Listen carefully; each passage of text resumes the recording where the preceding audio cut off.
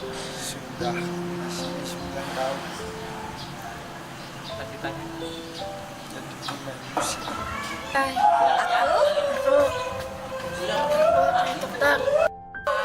Baby.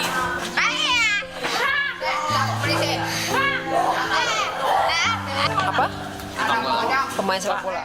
Saya di sini sebagai pembina di Yayasan Epata Ministry Indonesia, dan Yayasan Epata Ministry Indonesia ini mempunyai 2 sekolah anak berkebutuhan khusus. Yang pertama ada di Tambun ini. Epata Ministry Indonesia juga mempunyai pelayanan untuk gereja jemaat khusus tunarungu.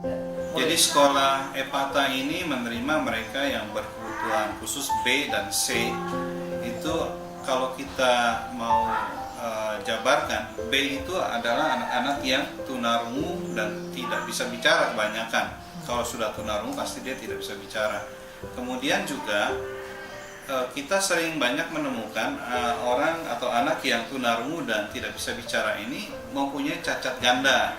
Mereka itu juga keterbelakangan mental, ya. Jadi itu saya sering jumpai di dalam keluarga-keluarga mereka itu mereka sudah tunarungu dan juga keterbelakangan mental. Nah, ini memang dalam mengajar itu sangat sulit, tapi ya ini yang dititipkan Tuhan kepada keluarga mereka, dan memang kita memberikan support kepada orang tuanya untuk tetap semangat. Kita ada di sini tahun 2004, tapi sebelumnya memang sekolah ini dipimpin oleh Papa saya almarhum, yaitu Pendeta J.M. Ateng.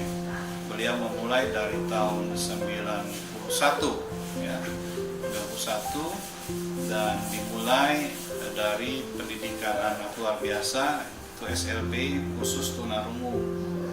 Itu ada di Bilangan Bekasi juga. Tapi karena situasi setelah Pak Ateng almarhum tahun 2000, kemudian kita mengalami satu pergumulan hebat, ya, sehingga kita pada waktunya kita harus pinjam rumah orang tua. Itu kemudian sepanjang 1-2 tahun saya masih ingat. Kemudian juga 2 tahun kita harus ngontrak tempat, sampai saya juga harus menyetir sebuah bus mikro untuk membawa anak-anak dari satu tempat ke lokasi yang dipinjamkan. Nah, itu berjalan kira-kira 4 tahun, tahun 2000 sampai 2004, sampai kita ditempatkan Tuhan di tempat ini.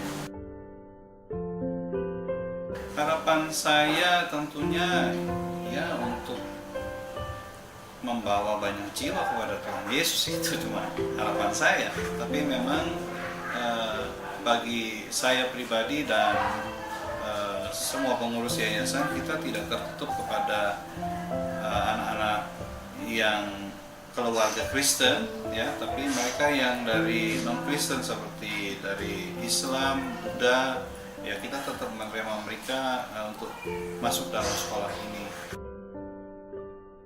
Saya memilih sekolah di sini karena ini yayasan Kristen, dan untuk masalah biayanya, saya memang keadaan saya, ekonomi saya kan dianggap di bawah rata-rata lah, rendah. Jadi di sini masih ada kompensasi untuk biaya sekolah. Jadi saya memilih di sini karena tempat lain kan udah saya lihat biayanya agak mahal. Selama di sini dapat bantuan kursi roda, dapat juga. Alhamdulillah sini ya terjangkau, dekat juga dari rumah. Selama di sini ya alhamdulillah sering dapat bantuan. Iya, soalnya kan istilahnya misalnya SPP kan istilahnya jarang terus setiap bulan bayar gitu, sampai telat hanya 2 bulan 3 bulan gitu. Iya. Nah, jadi kan istilahnya membantu kan. Program ke depan kan semuanya sudah bicara tentang multimedia, ya, dan tentunya sekolah seperti ini, sekolah berkebutuhan khusus, banyak tertinggal tentang pengetahuan hal tersebut.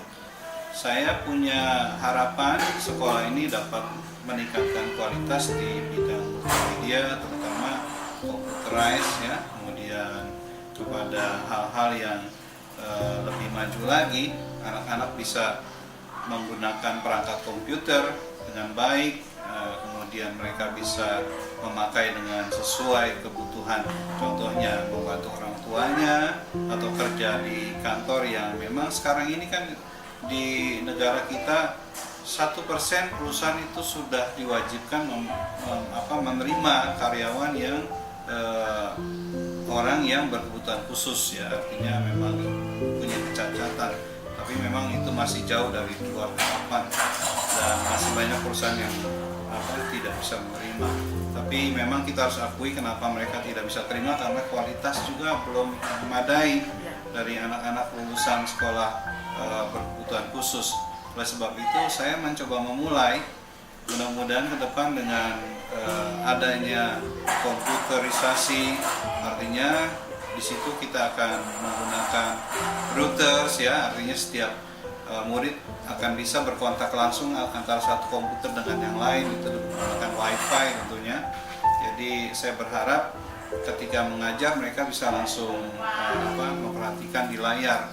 Jadi seperti itu. Itu khususnya bagi anak-anak yang sudah mungkin kelas sampai kelas 7 sampai kelas 9 sudah bisa merasakan hal seperti itu.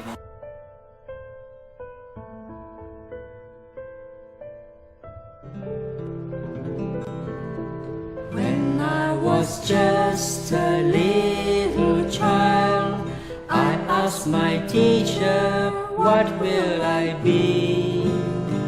Will I have good life? Will I be happy?